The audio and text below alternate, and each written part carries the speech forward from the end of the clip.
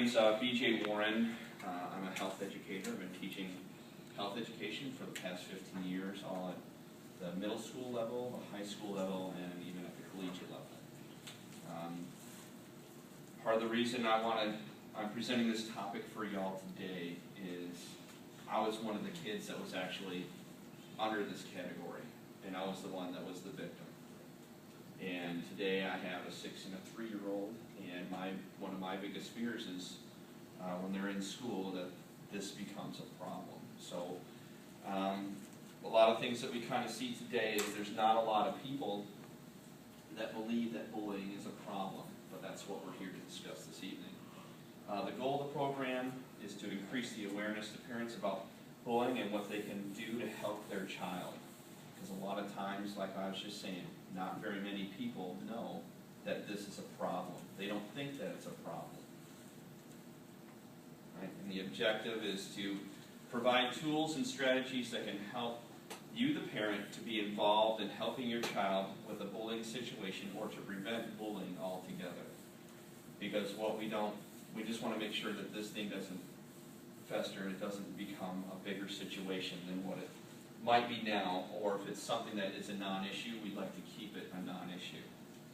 All right, so the first thing as a parent, what we can do is we can support the kids that are involved.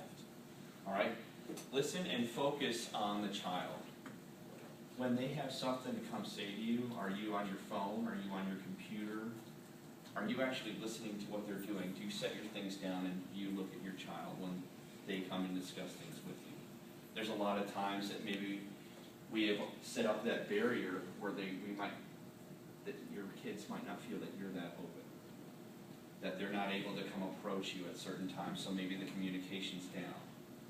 Okay? Assure that your child that bullying is not their fault if it is something that they come and talk to you about. All right? Why didn't you stand up for yourself? Why don't you do this? Why don't you do that? Let them know that it's not their fault.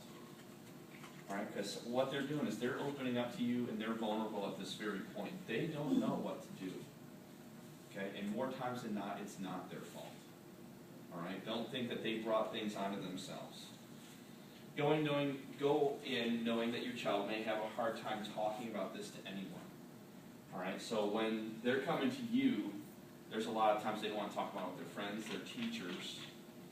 Parents, believe it or not, and I know with us having our middle schoolers, they're all changing, but you are their most trusted person. You have been for their entire life. Okay, when they can gain that trust with you, if that part's maybe waning in that particular point, at this point right now, what we need to do is we need to make sure the doors of communication are open for our children so they can be able to come and talk to us and be able to just spill everything out to us, and we're available to that. And when we are, what we need to do is we need to be prepared to give that advice.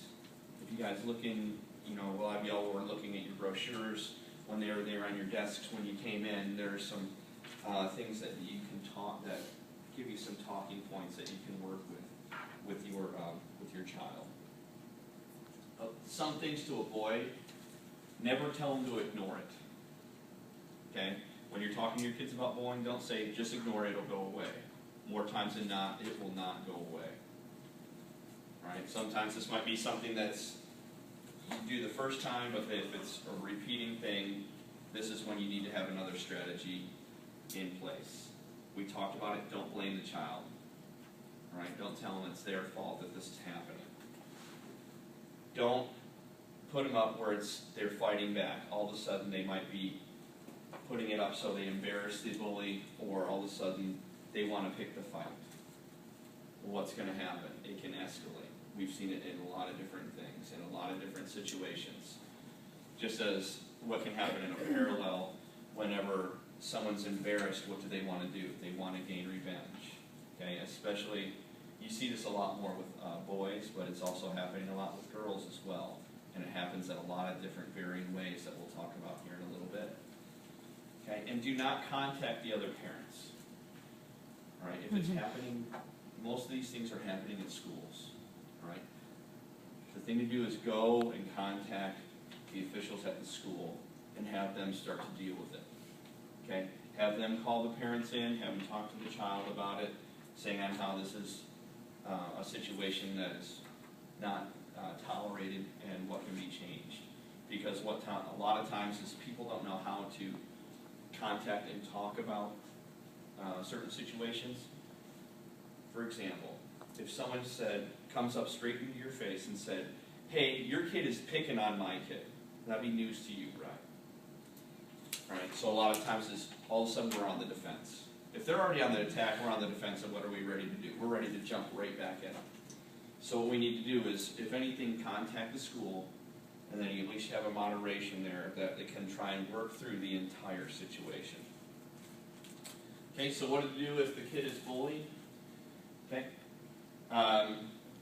If they are facing one, the child should look at the bully and tell them to stop in a calm and clear voice. Tell them they're not going to tolerate what's going on anymore. They're standing up for themselves. Okay, and then maybe a lot of times when the bully sees that particular child will no longer be a target, sometimes the situation can stop right there. Not always, but sometimes it will be something. Another time is to walk away or stay away. We talked about don't have them stand up and fight. Right? We don't want to be in a physical brawl in that, because a lot of times both children can get punished. All right, with this, walk away and stay away from that situation. If you know where the place that the bullying takes place, if it's a certain part of school at a certain time, don't be in that part of school at that part of time. All right? Talk to an adult you trust, okay, that you are being bullied. So tell the kids if, maybe you don't want to wait until you're home. Maybe it's something that's happening. Talk to a teacher, or maybe a supervisor, or anyone that's a lunchroom supervisor or anything like that, or a coach. Let them know what's going on and what needs to be stopped at this particular point. We talked about staying away from where bullying happens and stay near adults and friends. Okay? Avoid being alone. If you're in a group, bullies typically don't pick one person out of an entire group. All right? Sometimes they'll come with maybe a couple friends, but they're not going to take on two entire groups, especially if we're kind of out in a lot of the public areas. What else parents can do? Talk to your kids every day. Let them know you're there. Show them that you love them. Okay? Keep those lines of communication open each and every week. When you can, spend time at school. Whether it's volunteering for the party that they might be having, or the celebration, or maybe the carnival. Okay? Or going in and if there's ever volunteers needed within the classrooms. If you're seen as a parent that's around a lot, bullies pick up on this because they don't want to they want to do it where they can't get in trouble. So if they see the parent of the child's going to be around, all right, and it's also more visibility. Okay, because bullies usually they're going to do it where they can't be seen by anyone of authority. And you all are viewed as authority. All right? Be a good example for kindness and leadership. Your kids see on how you treat other people. They know how they're treated by you. Are you setting the right example? Those are the types of things that it's kind of looking at. That are the kids viewing you as, is this the way life is as we get older, or is this the way it's supposed to be right now? This is how we want to be able to treat each other and show them that the proper way of doing it. Okay, and then learn the signs of bullying, and we have a lot of those things that's also included in your brochure. All right, so this is this type of thing that whenever we talk about bullying, it's usually viewed at in the physical sense, right? Because when I've talked with a lot of parents in the past, they go, well, I usually don't think anything's going on because there's no bruises, my kid's, not beat up or anything, but things are changing a lot, right? Well, direct physical bullying, that's the type that's usually viewed as. Right? The second one is direct verbal bullying. This is where usually what they're going to do is they're going to be talking them down face to face. All right? This is where they're addressing them down, they're calling them everything, okay, but the kitchen sink type of thing, and that's where the kids are kind of being torn down verbally. Indirect relational bullying, this is where certain groups of people go, you don't want to hang with that person. Okay? You don't want to be going over to their party. You don't want to be friends with them. It's not happening right up in their face, but what's happening is all of a sudden, you know, your child might not be doing a thing that's wrong, but all of a sudden someone's just like, well, I'd rather be the popular person and I want to pull all the people towards me and trying to get them over and away from them and bring them over to my side. And the last one that's been growing just tremendously is cyberbullying. How many of y'all are on your children's Facebook or Twitter feeds or anything like that? Okay, good. If you're not, you need to make that a rule. If your kids are locked into anything that's any social media, you need to be part of that community. You need to see what's going on within those particular parameters, because there's a lot of things that go on. Kids receive text messages. They'll receive instant messaging. They'll have postings on their Facebook page, on their Twitter feeds. Okay, just nasty, nasty stuff that tears them down. All right, and a lot of times, this is stuff we don't think about. How many of y'all, whenever your children use the computer at home, do you supervise it? Is it out in the open? All right. Okay, 1, 2, 3, good. Me.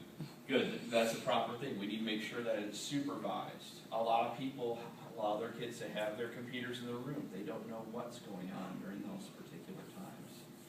So this is a lot of times we need to make sure that we are involved with all this.